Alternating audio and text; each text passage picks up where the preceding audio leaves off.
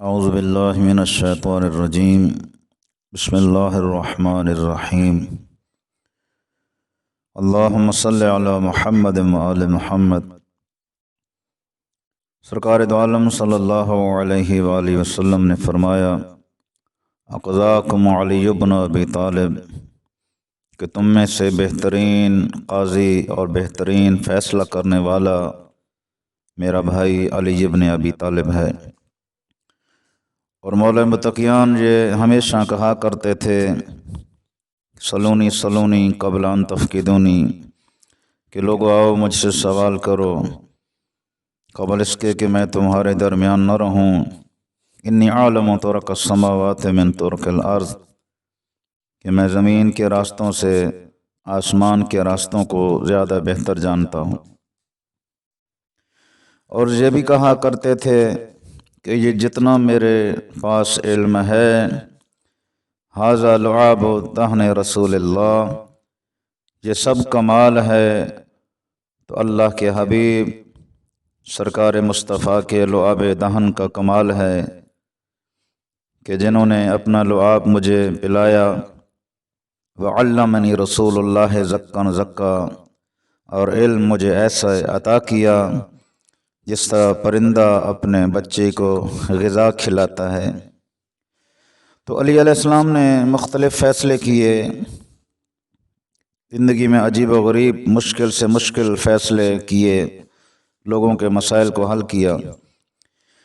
3 بھائیوں میں اپنے اونٹوں کی تقسیم پر اختلاف ہو جاتا ہے، اور ان کے لیے کسی مناسب فیصلے پر پہنچنا مشکل ہو جاتا ہے۔ آخر میں انہوں نے یہ طے کیا کہ امام علی علیہ السلام کے پاس جائیں اور اس سلسلے میں ان سے مدد حاصل کریں۔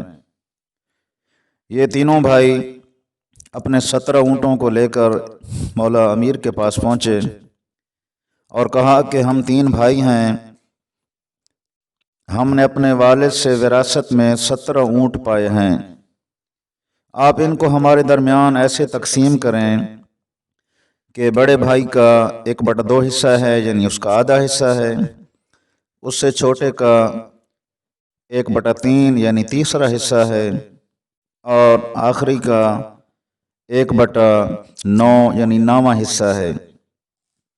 آپ تقسیم ایسے کریں کہ اونٹوں کو ذبح بھی نہ کرنا پڑے اور اونٹ برابر ہمارے درمیان اس طرح تقسیم ہو جائیں۔